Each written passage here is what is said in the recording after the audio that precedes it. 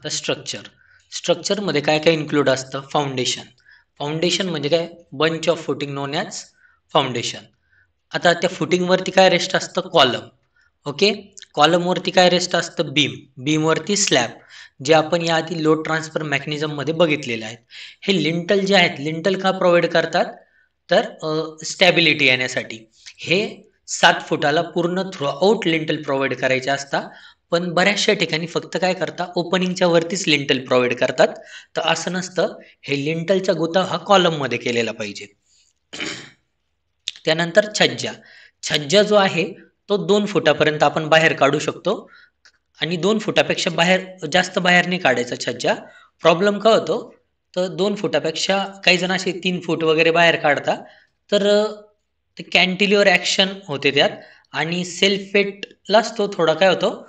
Bend होण्याचे chances असतात. त्याच्यामुळं 2 फुटापर्यंत ठीक आहे आणि कमीत कमी 1 फूट तरी तो बाहेर पाहिजे. छज्जाला काही जण सज्जा म्हणतात, काही छज्जा म्हणतात, काही सनशेड म्हणतात, काही वेदर शेड म्हणतात. सनशेड का म्हणतात? तर डायरेक्ट ते सूर्यप्रकाश आत येऊ देत नाही. आणि वेदर शेड का? तर पावसाचं पाणी त्यामुळं अडलं जातं. ओके.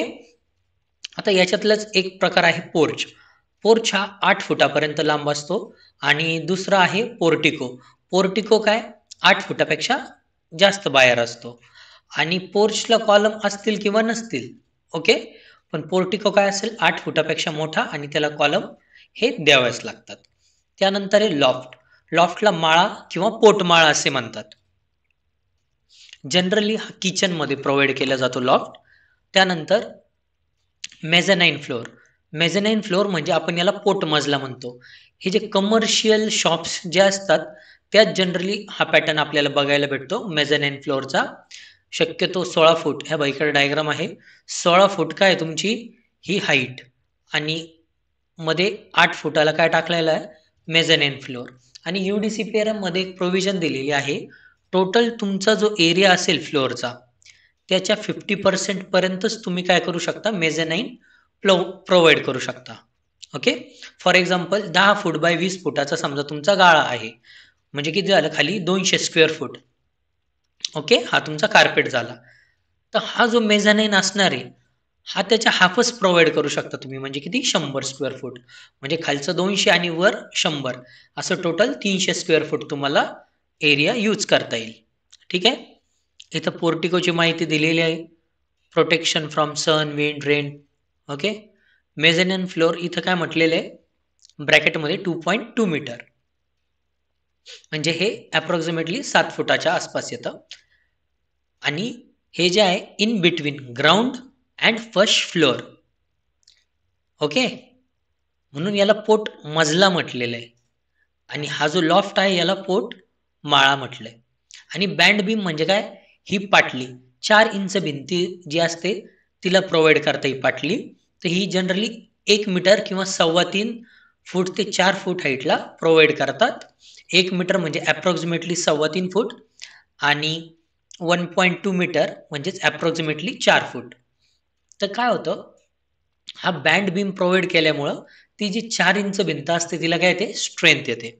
ओके. इकडे लिहिलेले बघा, band beam is provided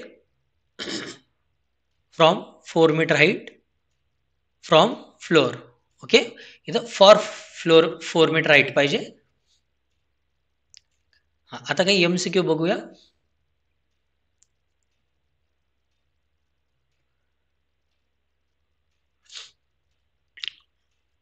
weight of 1 cement bag 50 kg. हे आपण पहिल्या लेक्चरमध्ये बघितलं. 20 बॅग हा एका मेट्रिक टनमध्ये बसतात आणि एका क्युबिक मीटरमध्ये 30. हा पण झालेला आहे. 1 फूट म्हणजे 12 इंच, 1 क्युबिक मीटर. ओके. म्हणजे अप्रॉक्सिमेटली किती? 1000 लिटर पाणी घेतो. 997 लिटर असतं, पण राऊंड फिगर आपण 1000 लिटर घेऊन टाकतो. 1000 मीटर म्हणजेच काय? 1 किलोमीटर. 2 टाईप आहेत मेजरमेंटच्या.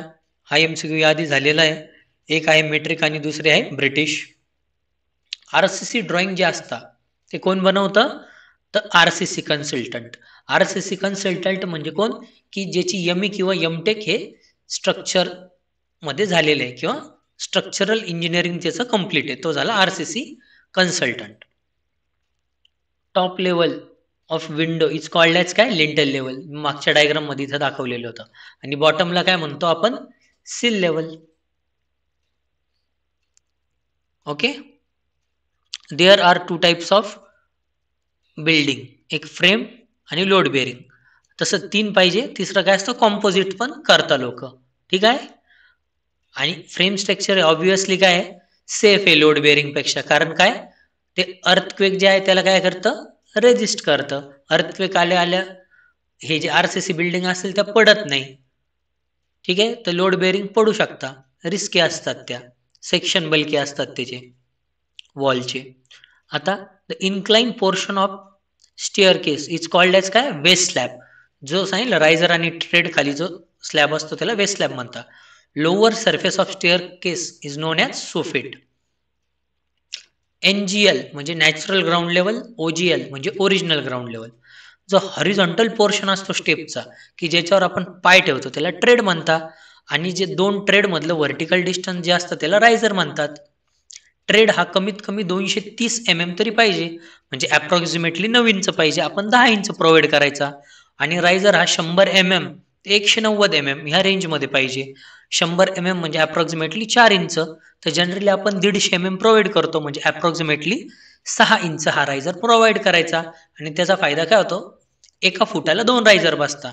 म्हणजे तुमची जर 10 फूट फ्लोअर टू फ्लोअर हाईट असेल आणि 6 इंचचे रायझर घेतले तर 20 रायझर बसतात 10 फूट हाईट मध्ये. ग्राउंड फ्लोअर जे आहे ओके त्याच्यावरती आपण काय करतो फर्स्ट फ्लोअर घेतो. पण ते करत असताना आपण ज्या लेवल पासून मेजरमेंट घेतो ओके फर्स्ट फ्लोअरची हाईट सेकंड फ्लोअरची हाईट तर ती काय NGL किंवा OGL इथं लिहिलेले त्याचे full form.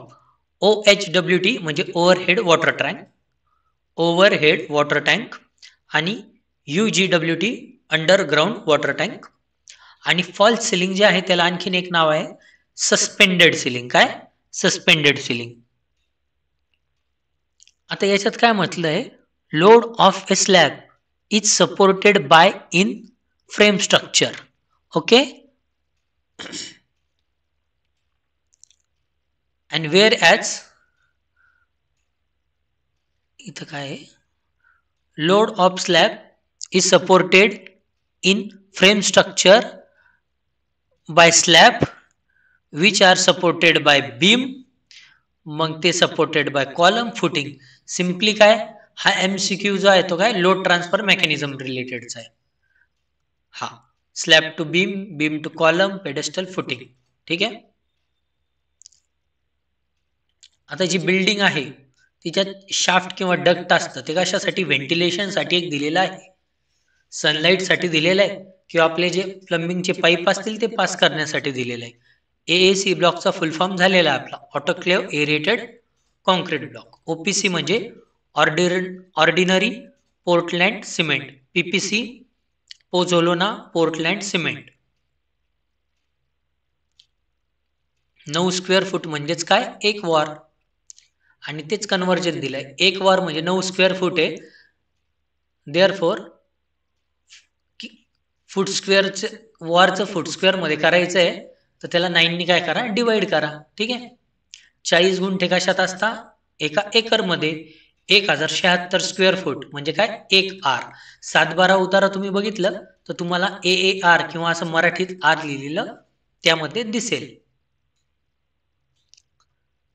The bottom level of window called as sill level. Okay हे रिपीट झालंय. 1 hectare is also measure 2.47 acres. Approximately 2.5 acre म्हणता किंवा 1 हेक्टर म्हणजे अप्रॉक्सिमेटली 100 गुंठे म्हणता. एक्झॅक्टली नाही म्हणत, अप्रॉक्सिमेटली हा शब्द महत्वाचा आहे. ओके. किंवा सोप्या भाषेत अजून 1 हेक्टर म्हणजेच 10,000 स्क्वेअर मीटर किंवा 10⁴ square metre. If a plot is sold at rate of 81,000 rupees per war, then rate per square feet shall be किती येईल 9,000. काय केलं जस्ट इथं वर फॉर्म्युला दिलेला आहे 9 ने भागलं त्याला म्हणजे तो तुमचा रेट कशात आला, तुम्हाला जे युनिट हवं होतं त्याच्यात येऊन गेला. There shall be 69 inches in 5 feet 9 inch. आता तुमचा पाडापाठ पाहिजे. 12 पंचे किती, 60. 60 आणि 9 किती झाले, 69. म्हणजेच 69 इंच म्हणजेच 5 फूट 9 इंच. इथं म्हटलंय there shall be 149 centimetre. Okay, म्हणजेच किती येईल, 1.49 मीटर. आपल्याला हे कन्वर्जन माहिती आहे, 1 मीटर म्हणजेच 100 सेंटीमीटर. ठीक आहे ना.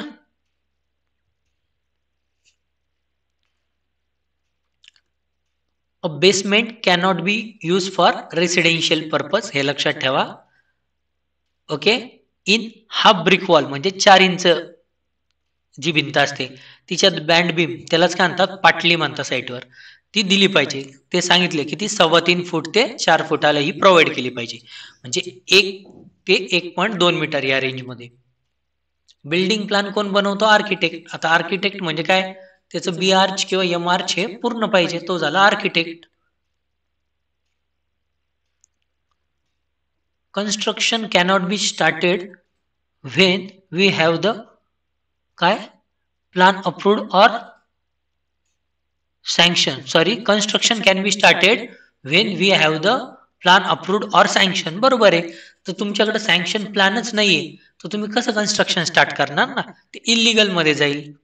त्याच्यावर तुम्हाला नगरपालिकेची नोटीस येऊ शकते किंवा ते अनाधिकृत म्हणून तुमचं पाडू पण शकता. प्रॉपर तुम्ही बिल्डिंग परमिशन घेतल्याच पाहिजे. Frame structure can be wooden or RCC type, steel type किंवा कॉम्पोजिट असेल. ओके, आता जे डायमेन्शन आहे ठोकळा विटेचं, याच्यात 8 इंच, 6 इंच, 4 इंच म्हटलंय, पण संगमनेर मध्ये असते 9 इंच, 6 इंच आणि 4 इंच. आता एसबीसी, एसबीसी ही प्लेट लोड टेस्टने मेजर केली जाते generally.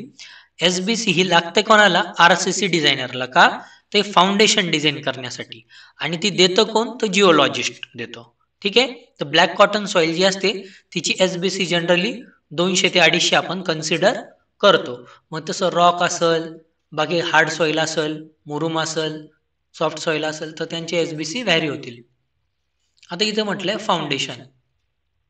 Who decide the foundation type, कोण, आरसीसी डिझायनर. पण जो हार्ड स्टार्टर जो आहे त्याची जी कॅपॅसिटी तो कोण देईल, तर जिओलॉजिस्ट देईल. ठीक आहे. आणि एसबीसी युनिट काय मोजायचं, kilo newton per square metre. काय, kilo newton per square metre. आणि what is trial pit, trial pit काय, a pit is done at site to know the soil nature and its variation. जमिनीच्या विविध थरांच्या बद्दल माहिती घेण्यासाठी खोदलेला खड्डा म्हणजे ट्रायल पीट. ओके. आता सिक्वेन्स काय तुमचा, पहिलं प्लॉट पाहिजे, त्याच्यावर तुम्ही ट्रायल पीट घेणार, हार्ड स्टार्टर चेक करणार, मग तिची बेअरिंग कॅपॅसिटी. ओके, ते काय एसबीसी भेटणार प्लेट लोड टेस्टने. मग त्याचं डिझाईन लोड हे स्टॅड प्रो वगैरे सॉफ्टवेअर असतात, स्टॅड प्रो किंवा ई टॅप्स, याच्यातून तुम्हाला ॲक्च्युअल लोड भेटतो. मग त्याच्यावरून आरसीसी डिझायनर काय ठरवणार, कुठल्या टाईपचं फाउंडेशन घ्यायचं. मग आयसोलेटेड फुटिंग घ्यायची की स्टेप फुटिंग घ्यायची की बॉक्स फुटिंग घ्यायची, कंबाईंड घ्यायचं की मॅट फाउंडेशन घ्यायचं. मॅटला दुसरं नाव राफ्ट फाउंडेशन पण आहे. ओके. आणि मग त्याच्यानंतर तुमच्या ड्रॉइंग वगैरे होता आणि वर्क हे काय होतं, रेडी होतं. आता इथं म्हणलंय ट्रायल पीट.